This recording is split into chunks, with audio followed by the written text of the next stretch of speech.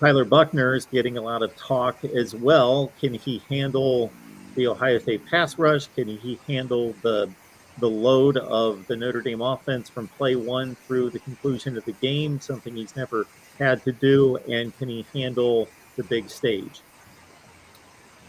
I think he can handle the big stage. I'm not worried about his mental fortitude and different things like that.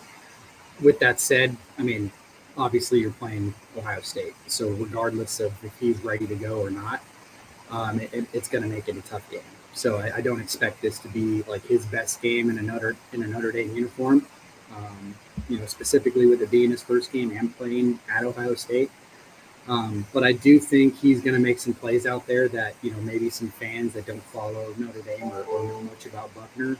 I think he's going to make some plays out there that make him a bigger name to others out there for sure.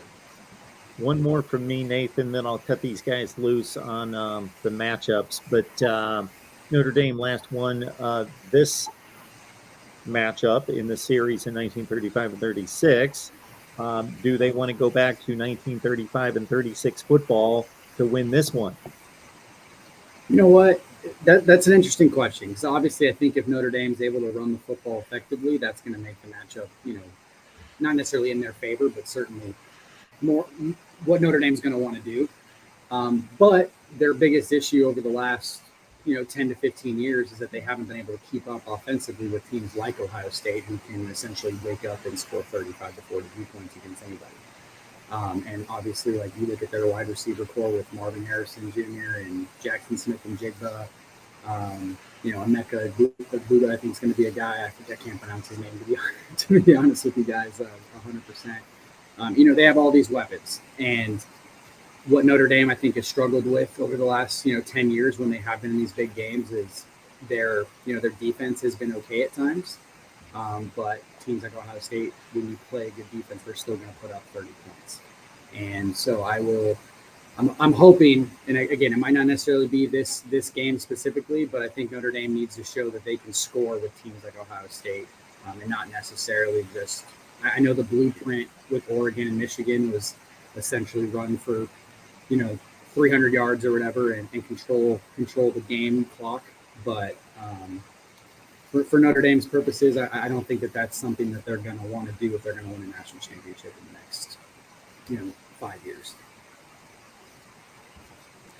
For me, I'm just wondering if you could let everybody know in terms of the major contributors who are not going to be available for Notre Dame, guys that people are expecting to be in there and who are no longer there due to injuries and what have you.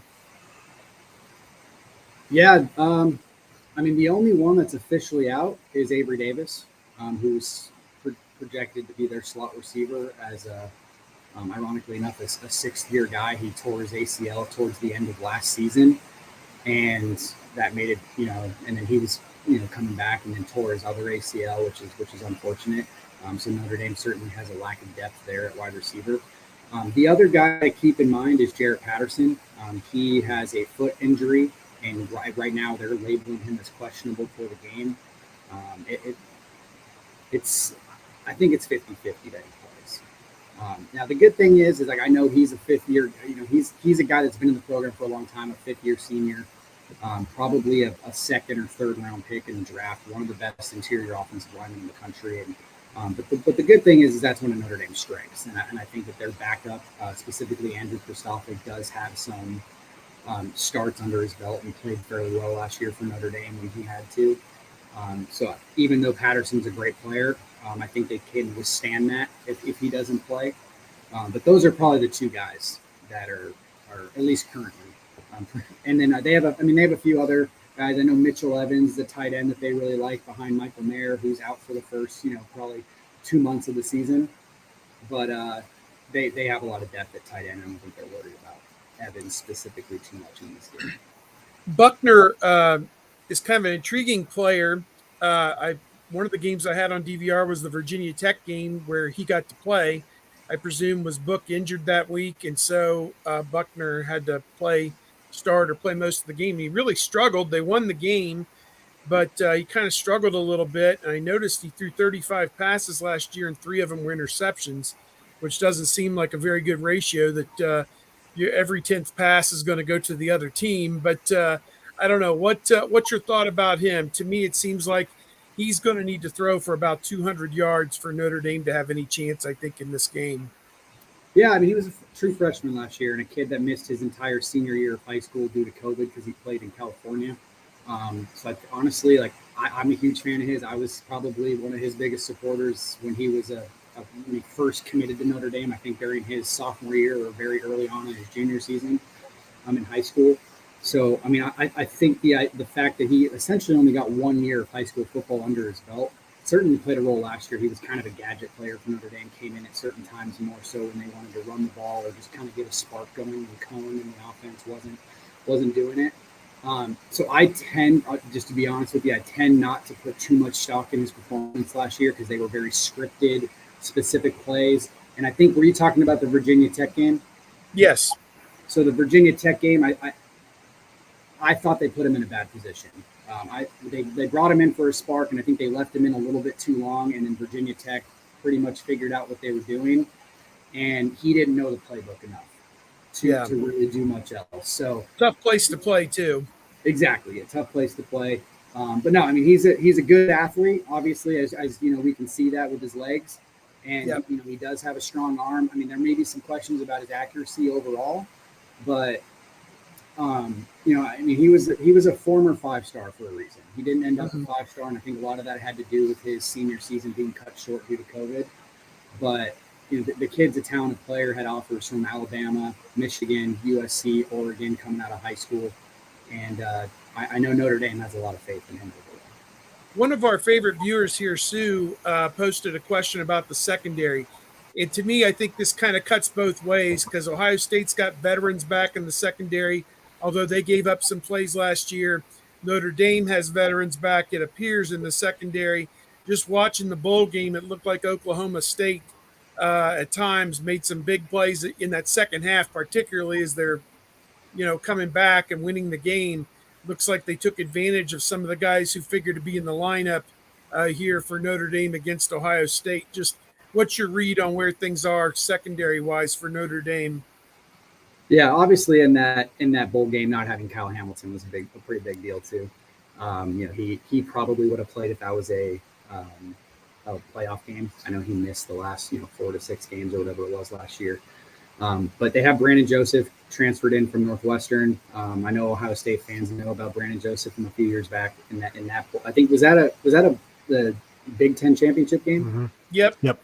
Where he had the nice interception. I think it was a pass from Fields to Olave. So he's a good player, solid player that they were able to get from Northwestern. Cam Hart, in my opinion, is one of the better corners in the country, and he's definitely not the guy that was abused in that game. The guy you're probably speaking about is Clarence Lewis, who was a true sophomore last year. He did not have a good game against Oklahoma State. The one thing I will say about Notre Dame's secondary is it's a veteran group.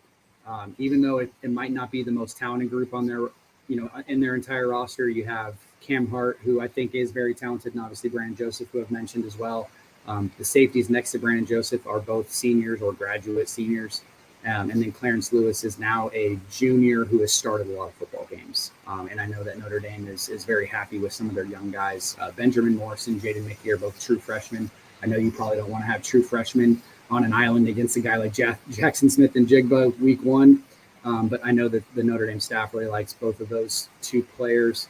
But yeah, no, I mean, that's going to be the biggest factor in this game is if Notre Dame can rush with 4 to 5 guys and have some help for guys like Clarence Lewis and Tariq Bracy in the slot. So if they can't get to Stroud, I know you guys were mentioning earlier Foskey. If Foskey has a big day, then obviously that's going to help. So, but if he doesn't, and Paris Johnson and those guys on the OSU offensive line are able to control the line of scrimmage, overall, then I think it's going to be a tough day for the Notre Dame secondary.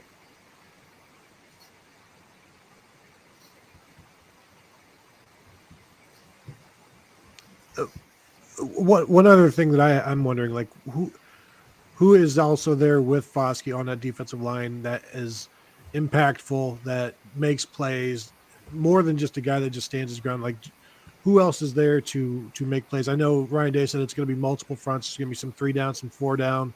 Like, what are you expecting to see? Who are guys that we should watch in terms of getting into the backfield?